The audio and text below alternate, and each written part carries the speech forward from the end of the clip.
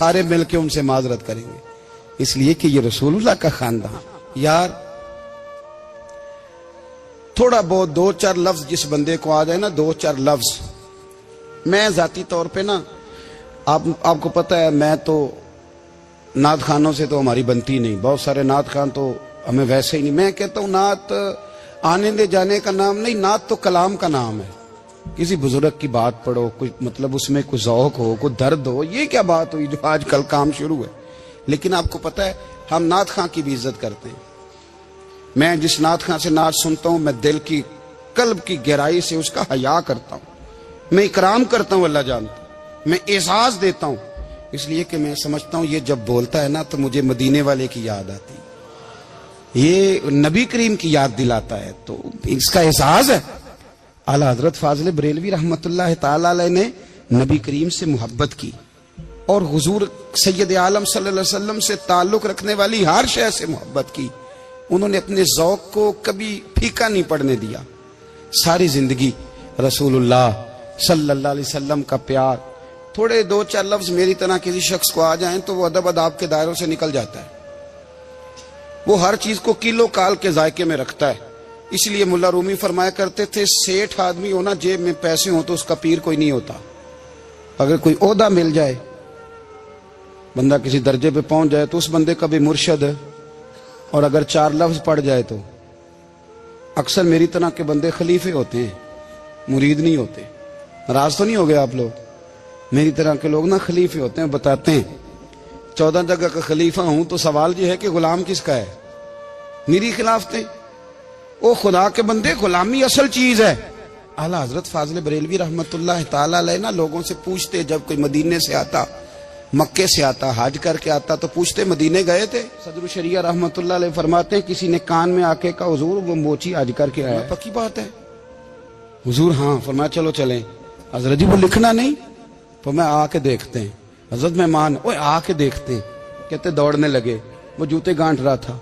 जाके पूछा हज करके आए हो? कहा हाँ। मदीना शरीफ गए थे? वो जिस बंदे के पास लोग तारीखें लेने जाएं तो टाइम ना मिले, भाई आज मदीने गए थे? कहने लगा जी बड़ा करम किया सरकार ने, मैं तो 1.5 महीना रह के आया हूं। कहते हैं जुब्बा कहीं, पगड़ी कहीं, कलम कहीं, शागिर्द कहीं, मुरीद कहीं, और अंदर नहीं, हुजरे के अंदर छुप के किसी की तादीम नहीं, चौक में मोची जूते गांठने वाला दुनिया देख रही है। आला हजरत झुके और मोची के पैर चूमने शुरू कर दिए। लोग पकड़ दें, हुजूर ये क्या? वो भी पैर करने लगे, पीछे हट जाओ। ये वो कदम है जो मेरे मुस्तफा करीम के दरे दौलत से होके आए। हरम की जमीन और कदम रख के चलना, अरे सर का मौका है हो जाने वाले। ये जायका, ये दर्द। तो आला हजरत ने ना ज़ौक वाली जिंदगी गुजारी, अदब वाली जिंदगी गुजारी, प्रेम वाला वक्त गुजारा, इश्क वाला वक्त गुजारा। हजरत बिलाल हबशी कभी सिपा सालार बने थे किसी जंग में, किसी सूबे के गवर्नर बने हो? बोलो तो सही यार। उनका तारुफ क्या था? नबी करीम के गुलाम। हुजूर के ना जो जाती मामलात थे ना, 20 अंसारी नौजवान थे जो हर वक्त नबी पाक के पास खड़े रहते थे कि हुजूर को हुक्म करें। 20 और 34 से लेकर 40 तक गुलाम हर वक्त हुजूर की बारगाह में रहते। हजरत बिलाल हुजूर के जाती मामलात की खिदमत करते थे। कोई ऐसी वो जो तबलीग की या दावत की या जंग की या जिहाद की कोई ड्यूटी नहीं वो करते थे, जाती खिदमत सरकार की।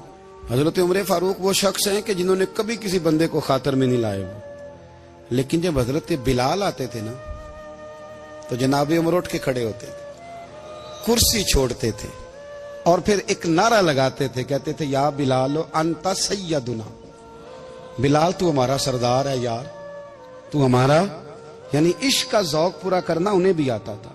इसलिए मेरा मशवरा है, मेरी राय है, और जो मेरा हुक्म मानने वाले हैं उनके लिए मेरा हुक्म है कि ज़ौक ना कभी भी खराब करना, कभी भी ना ज़ौक ना खराब करना, अपना लुत्फ। मैंने कई दफा, मैं पहली दफा मदीना शरीफ हाजिर हुआ तो एक बाबा जी मेरे आगे आगे थे, तो उनको ना धक्के मार रहा था। वो सामने खड़े होते हैं ना, अल्लाह खैर फरमाए, अपनी अपनी ड्यूटियां ना, उनकी भी एक ड्यूटी है ना जी। तो धक्के मार रहा था तो बाबा उसे कह रहा था तेरी खैर हो गए पहरेदारा, रोजे दी जाली चुम लैन दे। उन्हें फिर धक्का मारिया तो फिर उन्हें कहता तेरी खैर होवे पहरेदारा। मैंने, वो बिल्कुल अनपढ़ बाबा जी थे पर मुझे उन्होंने बहुत बड़ी बात समझा दी, मैंने उनसे बड़ा सीखा, मिंबर पे जिक्र कर रहा हूं। वो तीसरी दफा फिर धक्का मारा, अंदर तेरी खैर होवे पहरेदारा, रोजे दी जाली।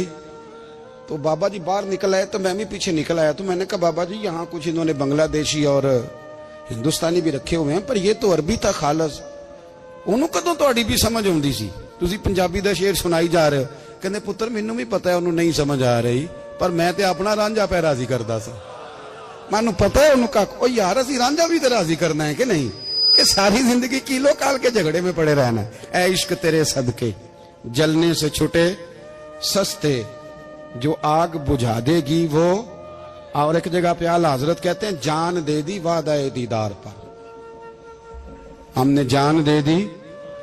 हाँ, खाली उसने वादा किया था कि आऊंगा, आया नहीं था पर जान हमने पहले दे दी। तो इसलिए ना ज़ौक शौक प्यार वारफ्तगी मोहब्बत असातिज़ा के लिए, बुजुर्गों के लिए, उलमा के लिए, मशाइख के लिए, बड़ों के लिए ना ज़ौक ना कभी खराब होने पाए। अल्लाह आपको सलामत रखे। और कुछ दुआएं मैंने दे दी हैं, कुछ अल्लाह जानता है मेरे दिल में है, वो मैं देता रहता हूँ। अल्लाह आपको हमेशा शाद व आबाद फरमाए।